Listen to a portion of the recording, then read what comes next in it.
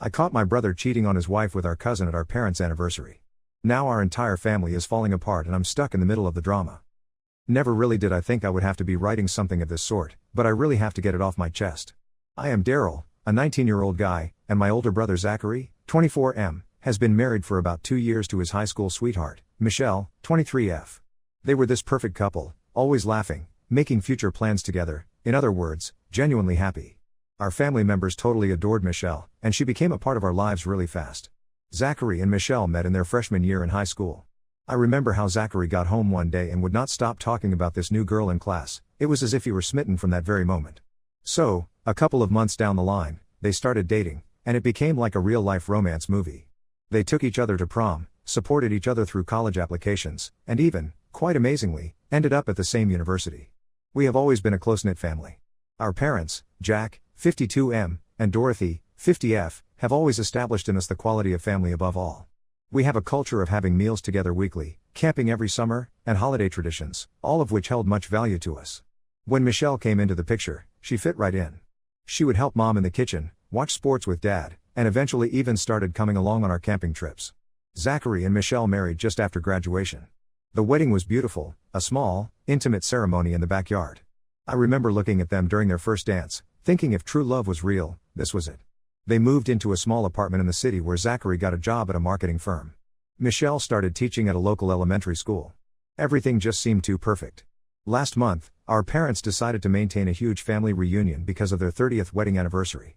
Although the occasion itself was huge, because they spent all the months prior to that planning, relatives from across the nation had flown into our small town for a week's celebration. It was really nice to see everybody, chat, and flash back to the good old times. Naturally, Zachary and Michelle were there, and they appeared to be as happy as ever. On the third day of the reunion, we held a big barbecue in our backyard. The sun was in its full blush, and it was that kind of day in which one feels joyous to be alive and to still reside among his people.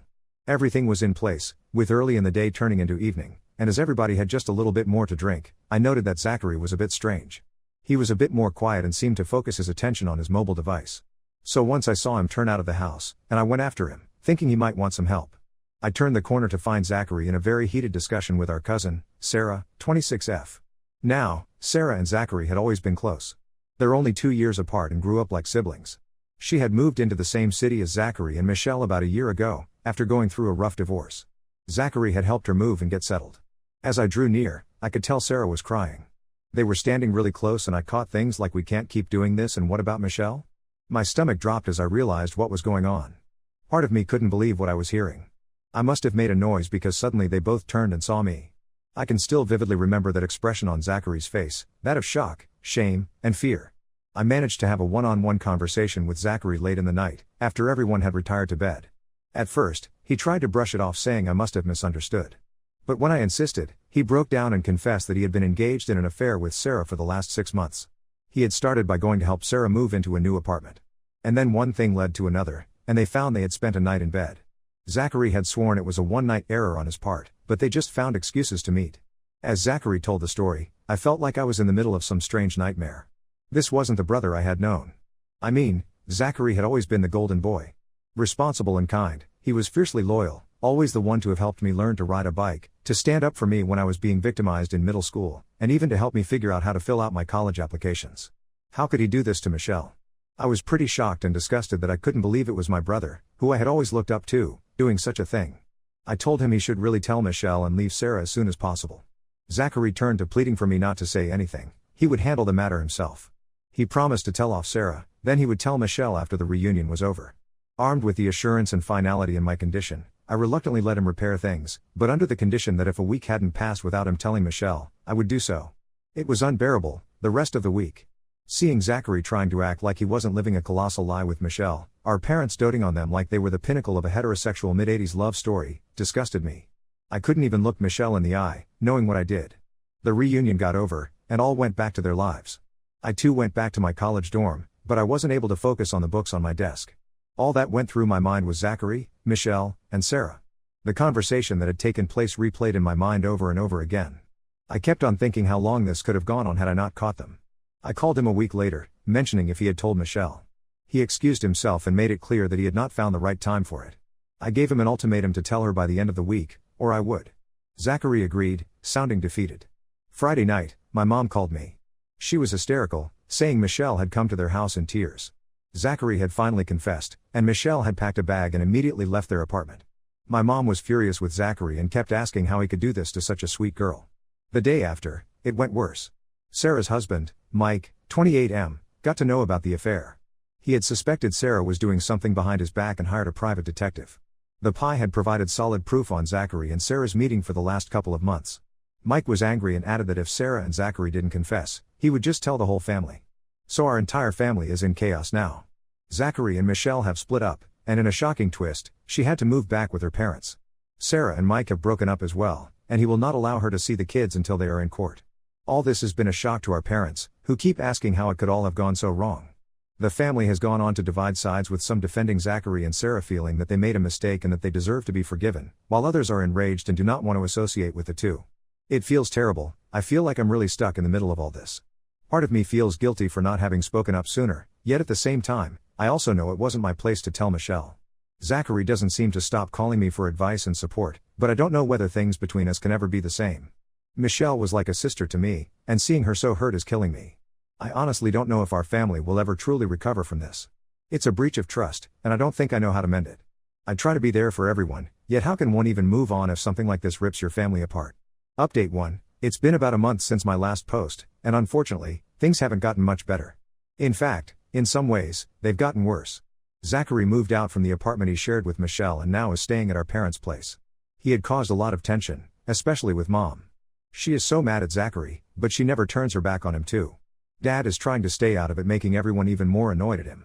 Growing up, our house was always a safe haven. No matter what was going on in the world, we knew we could come home and feel loved and supported. Now, it feels like a war zone. Mom and Zachary are always fighting. She will go from yelling at him one minute to crying and hugging him the next. Dad mostly stays in his study, away from the conflict. I've never seen him like this. He has been, all his life, our family mediator, the peacemaker who could diffuse any situation. Now he seems really lost.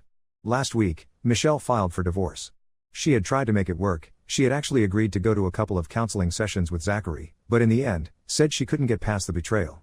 He was a real mess when he told me. He kept saying it was the biggest mistake of his life, and he would do anything to have Michelle back. I said he should have thought of that before he cheated, which means the big argument went on between us.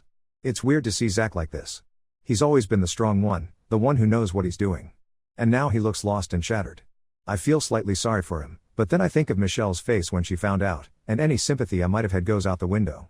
And Sarah and Mike are going to get a divorce. Actually, Mike did not chicken out. He announced it over family dinner. It was terrible. There was a lot of yelling and crying and leaving the house. The parents of Sarah are devastated and have been calling our parents nonstop, trying to figure out a way how they can fix this situation. The family dinner had been a disaster from the very beginning. It was supposed to be a dinner to bring everyone together, discuss some things, and make amends. But it only took a minute before everything got out of control. There is no forgetting what our grandmother's face must have looked like when Mike stood up to reveal what Zachary and Sarah had done. She is in her 80s and has been the matriarch all these years to our rather big family. Watching her cry and ask, "How could this happen to our family?" just tore at me. I'm completely torn now. The family is split no more. The seniors, even some aunts that are very close to Zachary and Sarah, are now completely in coalition with our own definition of pardon and forget, or everybody gets one chance. Some of them, mainly our Aunt Karen, 52F, and Uncle Pete, 54M, are feeling too much for Zachary and Sarah. All they keep saying are like everybody makes a mistake and we need to forgive and move on. The others, particularly our cousins Alex, 30M, and Dorothy, 28F, are now boiling and completely cut off the contacts with Zachary and Sarah. They even made a group chat for our family without Zachary, Sarah, and anyone who still supports them. I'm trying to keep up relations with everyone, but it's hard. Last week, I went to meet Michelle to return some of her stuff that was at our parents'. She looked really bad. She has lost weight and looks so tired. She told me she appreciated me being honest with her, but, said it's hard for her to be with any of the family now because we remind her of Zachary. Michelle and I have always been close. When she and Zachary started dating, she quickly became the sister I never had. We'd have movie nights, go shopping together, and she even helped me ask out my first girlfriend. Now I see her, and it's like I see a totally different person. The spark in her eyes has died, and a new one of futility took roots and began to consume her. Even worse, rumors began to spread like fire in our little town. His co-workers got to know about this affair, and so Zachary is having problems in his workplace. Sarah was expelled from her job. Her boss couldn't handle the news that she was having an affair with another co-worker's husband. Such problems are causing not only enormous financial but also emotional insecurity to them, increasing the burden on our parents. Our town is close-knit, has always been, a place where you know everyone and all your business. Now, I can't even go to the grocery store or the gas station without getting some pathetic face or whisper thrown my way. It's smothering. I'm finding it hard to sympathize with the pair Zachary and Sarah. Every time I hear how much pain they have caused Michelle, Mike, and the rest of the family, I get angry all over again. Zachary keeps trying to rationalize his stuff. He keeps telling me how he and Michelle had really grown apart, and Sarah really understood him in a way Michelle never did. I have to grip myself not to burst out screaming at him when he says something like that. The worst part is how this is affecting our young cousin, Zoe, 16F. She used to idealize Zachary and Sarah, and now she is bewildered and hurting.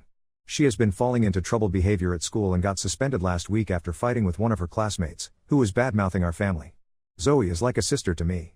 I remember when she was this little girl, who I had to babysit and ride a bike with, helping her study. She was always a wise kid, good and alive inside. I just can't see her struggling this way. I've tried talking to her, but she just shuts down. Try to be there for everybody, but I'm trying so hard not to take sides or to condone what Zachary and Sarah did that I feel I'm walking on eggshells. My grades are slipping, and I can't seem to focus on anything else with all the family drama. I really just don't know how we are going to do this. Every day, it is something else. Today's challenge is to fight another's conflict. I'm just hoping that soon, maybe soon, we could find a way to heal and move on, although our family would never be the same. Update 2. It has been 3 months since my last update, and while some things have settled down, new issues have cropped up. Zachary and Sarah's divorces have been made final. Michelle got the apartment and most of their shared assets, which I strongly believe is fair, considering what Zachary did. Mike got primary custody with Sarah only having supervised visitation every other weekend. Zachary and Sarah are now officially a couple, to add even more drama in the family. Indeed, the divorce was ugly. I went to one of the hearings simply for support. It was brutal. I mean, to see Zachary and Michelle, these two people who couldn't keep their hands off each other, now sitting at opposite ends of a courtroom and not even looking at each other, it was unreal. Michelle's lawyer brought forth proof of the affair by way of texts and hotel bills. It made me drop sick on my stomach to see it all there like that, the extent of Zachary's lie. So they decided to go 2 hours away by a city to start fresh. Zachary found a job there, and Sarah is trying to renovate her career. When he told this at a family dinner, this resulted in yet another massive fight. The mom started crying.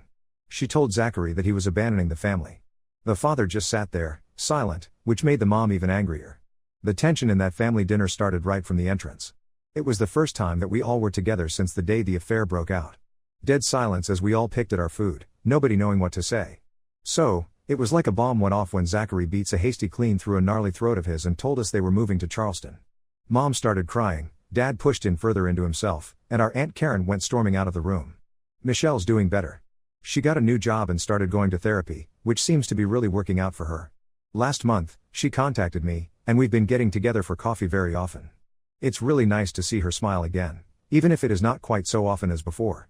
And Michelle is a bright spot in all of this, healing. She started taking art classes, or she always wanted to when we were with Zachary, but never had time for it. She showed me some of her paintings last week, and although they are mostly in dark, abstract hues, some kind of skill flows off them. It's as though the pain she burns with is going into them. The family is still divided, but the lines have changed a little. Some family members are beginning to reverse course on Zachary and Sarah. Some of those members who were initially supporting Zachary and Sarah have decided that they were wrong because now they have seen Zachary and Sarah flaunting their affair so immediately after the divorces. Uncle Pete, who was one of the leading supporters of them all, had a major misunderstanding with Zachary because Zachary had told some lies to all of them about some facts regarding the affair. Well, I heard him shouting over the phone to Zachary the other week. Apparently, Zachary said the affair was a one-time incident, a moment of weakness. What a shock Uncle Pete had when he discovered it had been going on for months. Find him shouting that he had to be the one to defend Zachary to the rest of the family. Now, what a fool he has made of himself. Zachary has been calling and calling since then. He'd want to talk and hang out the way he used to, but it's hard being around him. Each time I saw him with Sarah, I just felt that huge hurt he and Michelle had done to Michelle and Mike. Zachary says I need to forgive him because we are brothers, but I am not sure I am ready for that. Zachary burst into my dorm last week. Drunk out of his mind, he was muttering on about how much he missed the way things used to be, about needing his little brother back. Part of me wanted to comfort him, another part was repulsed. I ended up calling our dad to come pick him up. It has also affected my dating life. I recently started dating a girl from my college, yet I have been overly suspicious and kept on looking for something that's just not there. I know it's not fair to her, but I can't help it after seeing what happened with Zachary and Michelle. Our young cousin, Zoe, still finds it hard. Her parents have taken her to see a therapist, but she refuses to talk during these sessions.